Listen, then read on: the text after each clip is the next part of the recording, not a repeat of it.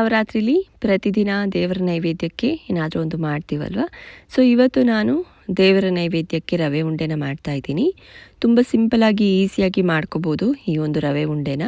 But taste ಮಾತ್ರ ತುಂಬ ಚೆನ್ನಾಗಾಗುತ್ತೆ. ಯಾರ್ಯಾರಿಗೆ ಅಡುಗೆ ಮಾಡೋಕ್ಕೆ ಬರಲ್ಲ ಅನ್ನೋರು ಕೂಡ ಇದನ್ನು ಫಾಲೋ ಮಾಡಿದ್ರೆ ಇದೇ ಸ್ಟೆಪ್ಸನ್ನು ಈಸಿಯಾಗಿ ಚೆನ್ನಾಗಿ ಮಾಡ್ಕೋಬೋದು.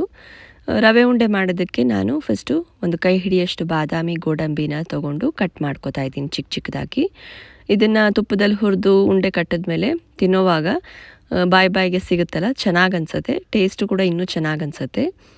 ಕೆಲವರು ಹಾಗೇ ಇದನ್ನು 2 ಭಾಗ ಮಾಡಿಬಿಟ್ಟು ಕೊನೆಯಲ್ಲಿ ಉಂಡೆ ಕಟ್ಟೋವಾಗ ಒಂದೊಂದೇ ಇಟ್ಬಿಟ್ಟು ಉಂಡೆ ಕಟ್ತಾರೆ. ಹಾಗೂ ಮಾಡ್ಕೋಬೋದು. ಸೊ ನಿಮಗೆ ಯಾವ ಥರ ಇಷ್ಟನೋ ನೀವು ಆ ಥರ ಮಾಡ್ಕೋಬೋದು. ಇದಕ್ಕಿನ್ನ ವಾಲ್ನಟ್ಟು ಪಿಸ್ತಾ ಇದೆಲ್ಲ ಇದ್ದರೆ ಅದನ್ನು ಕೂಡ ಹಾಕೋಬೋದು. ಬಟ್ ಟ್ರೆಡಿಷ್ನಲ್ ಆಗಿ ನಮ್ಮ ಅಜ್ಜಿಯೆಲ್ಲ ಇಷ್ಟನ್ನೇ ಹಾಕಿ ಮಾಡ್ತಿದ್ರು. ಹಾಗಾಗಿ ನಾನು ಇವತ್ತು ಅಷ್ಟೇ ಹಾಕಿದ್ದೀನಿ.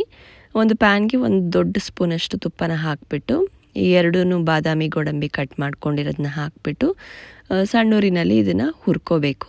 ಇದೊಂಚೂರು ಕಲರ್ ಚೇಂಜ್ ಆದಮೇಲೆ ಇದಕ್ಕೆ ಒಂದು ಕೈ ಹಿಡಿಯಷ್ಟು ದ್ರಾಕ್ಷಿನ ಕೂಡ ಹಾಕಿ ಹುರ್ಕೋತಾ ಇದ್ದೀನಿ. ಕೆಲವರು ದ್ರಾಕ್ಷಿನ ಕೊನೆಯಲ್ಲಿ ಹಾಕ್ತಾರೆ, ಅಂದರೆ ತುಪ್ಪದಲ್ಲಿ ಹುರಿದೇನೆ ಹಾಗೆ ಹಾಕ್ತಾರೆ. ಸೊ ನಿಮಗೆ ಯಾವ ಥರ ಇಷ್ಟನೋ ನೀವು ಆ ಥರ ಮಾಡ್ಕೋಬೋದು. ಬಟ್ ನಾನು ಎಲ್ಲನೂ ಹುರ್ಕೊಂಡು ಹಾಕ್ತಾಯಿದ್ದೀನಿ. ಸೊ ಇದು ಎಲ್ಲ ಕಲರ್ ಚೇಂಜ್ ಆದಮೇಲೆ ಹಾಗೆಯೇ ದ್ರಾಕ್ಷಿ ಎಲ್ಲ ಉಬ್ಬಿ ಬಂದಮೇಲೆ ಇದನ್ನು ಒಂದು ಪ್ಲೇಟಿಗೆ ಟ್ರಾನ್ಸ್ಫರ್ ಮಾಡ್ಕೋತಾ ಇದ್ದೀನಿ. ಮತ್ತು ಇದೇ ಪ್ಯಾನ್ಗೆ ಇನ್ನೂ ಒಂದು 2 ಸ್ಪೂನಷ್ಟು ತುಪ್ಪ ಹಾಕಿ 1 ಪಾವಷ್ಟು ಚಿರೋಟಿ ರವೆನ ಹಾಕ್ಕೊಂಡು ಹುರ್ಕೋತಾ ಇದ್ದೀನಿ. ಇದಕ್ಕೆ ಚಿರೋಟಿ ರವೆ ಬಳಸಿದ್ರೇ ತುಂಬ ಚೆನ್ನಾಗಾಗೋದು. ಮಾಮೂಲಿ ರವೆ ಬಳಸೋದಕ್ಕಿಂತ ಚಿರೋಟಿ ರವೆಯಲ್ಲಿ ರವೆ ಉಂಡೆ ತುಂಬ ಚೆನ್ನಾಗಿ ಅನಿಸುತ್ತೆ. ಸೊ ಇದನ್ನು ಒಂದು 7-8 ನಿಮಿಷ ಮೀಡಿಯಮ್ ಉರಿನಲ್ಲಿ ಹುರ್ಕೋಬೇಕು. ಇದ್ರ ಕಲರೆಲ್ಲ ತುಂಬ ಚೇಂಜ್ ಆಗಬಾರ್ದು, ಬ್ರೌನ್ ಕಲರೆಲ್ಲ ಬರಬಾರ್ದು. ರವೆ ಉಂಡೆ ಬೆಳ್ಳಗಿದ್ರೇ ಚೆನ್ನಾಗಿ ಅನಿಸೋದು. ಸೊ ಹಾಗಾಗಿ ಬರೀ ಒಳ್ಳೆ ಘಮ ಬಂದರೆ ಸಾಕು. ಹಾಗೆಯೇ ನೀವು ಇದನ್ನು ಮಿಕ್ಸ್ ಮಾಡ್ತಾ ಮಾಡ್ತಾ ಒಂದು 6-7 ನಿಮಿಷ ಆದಮೇಲೆ ನಿಮಗೆ ಇದು ಒಳ್ಳೆ ಮರಳಾಗಿ ಕಾಣುತ್ತೆ. ಸೊ ಅಲ್ಲಿವರೆಗೂ ಇದನ್ನು ಹುರ್ಕೊಂಡ್ರೆ ಸಾಕು. ಸೊ ಗ್ಯಾಸನ್ನು ಆಫ್ ಮಾಡಿಬಿಟ್ಟು ಒಂದು 2 ನಿಮಿಷ ಮಿಕ್ಸ್ ಮಾಡಬೇಕು. ಇಲ್ಲಾಂದರೆ ಅಡಿನಲ್ಲಿ ಒಂದು ಸ್ವಲ್ಪ ಬ್ರೌನ್ ಲೇಯರ್ ಫಾರ್ಮ್ ಆಗಿಬಿಡುತ್ತೆ ಆ ಬಿಸಿಗೆ.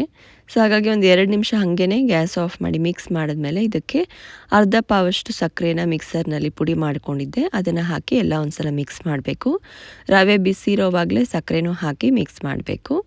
ಅದೊಂಚೂರು ನೀರು ಬಿಟ್ಕೊಳುತ್ತಲ್ಲ, ಆವಾಗ ಕ್ಲೀನಾಗಿ ಹೊಂದ್ಕೊಳ್ಳುತ್ತೆ ಸ್ವೀಟ್ನೆಸ್ ರವೆಗೆ. ಸೊ ಇದನ್ನು ಒಂದು 10 ನಿಮಿಷ ಇದನ್ನು ನಾನು ಹಾಗೇ ಮುಚ್ಚಿಟ್ಬಿಟ್ಟು ಒಂದು ಸ್ವಲ್ಪ ನೆನೆಯಾಗಿ ಬಿಡ್ತಾ ಇದ್ದೀನಿ, ಅಂದರೆ ಸಕ್ಕರೆ ಎಲ್ಲ ಸ್ವಲ್ಪ ಚೆನ್ನಾಗಿ ಹೊಂದ್ಕೊಳ್ಳಿ ಅಂತ. ಸೊ ಇಲ್ಲಿ ಒಂಚೂರು ನನಗೆ ಸಕ್ಕರೆ ಪುಡಿ ಆಗಿರೋದು ಒಂಚೂರು ಗಂಟಾಗಿ ಅನಿಸ್ತು. ಹಾಗಾಗಿ ನಾನು ಅದನ್ನು ಮಿಕ್ಸರ್ ಮಾಡ್ಕೋತೀನಿ. ಅದಕ್ಕೆ ಮುಂಚೆ ನಾನು ಒಂದು 2 ಸ್ಪೂನಷ್ಟು ಡೆಸಿಕೇಟೆಡ್ ಕೋಕೋನಟ್ ಹಾಕಿ ಒಂದು ಅರ್ಧ ಸ್ಪೂನಷ್ಟು ಏಲಕ್ಕಿ ಪುಡಿನ ಕೂಡ ಹಾಕಿ ಎಲ್ಲ ಮಿಕ್ಸ್ ಮಾಡ್ಕೋತಾ ಇದ್ದೀನಿ. ನೀವು ಡೆಸಿಕೇಟೆಡ್ ಕೋಕೋನಟ್ ಬದಲು ಒಣ ಕೊಬ್ಬರಿನ ಕೂಡ ತುರಿದ್ಬಿಟ್ಟು ಹಾಕೋಬೋದು. ಡೆಸಿಕೇಟೆಡ್ ಕೋಕೋನಟ್ ಮನೆಯಲ್ಲೇ ಮಾಡ್ಬೋದು. ಸೊ ಹೊರಗಡೆ ತಂದಿರೋದು ಅಂತಲೂ ಏನೂ ಇರಲ್ಲ.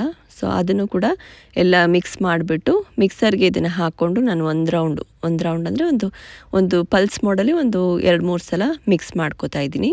ಯಾಕಂದರೆ ನನಗೆ ಸಕ್ಕರೆ ಎಲ್ಲ ಸ್ವಲ್ಪ ನನಗೆ ಉಂಡುಂಡೆಯಾಗಿ ಕಾಣಿಸ್ತಾ ಇದೆ. ಅದು ಕೈಯಲ್ಲಿ ಬ್ರೇಕ್ ಮಾಡೋದಕ್ಕಿಂತ ಮಿಕ್ಸರಲ್ಲಿ ಒಂದು ಸಲ ಮಿಕ್ಸ್ ಮಾಡಿದ್ರೆ ಚೆನ್ನಾಗಿ ಹೊಂದ್ಕೊಳ್ಳುತ್ತೆ ಸಕ್ಕರೆ ಕೂಡ ರವೆಗೆ.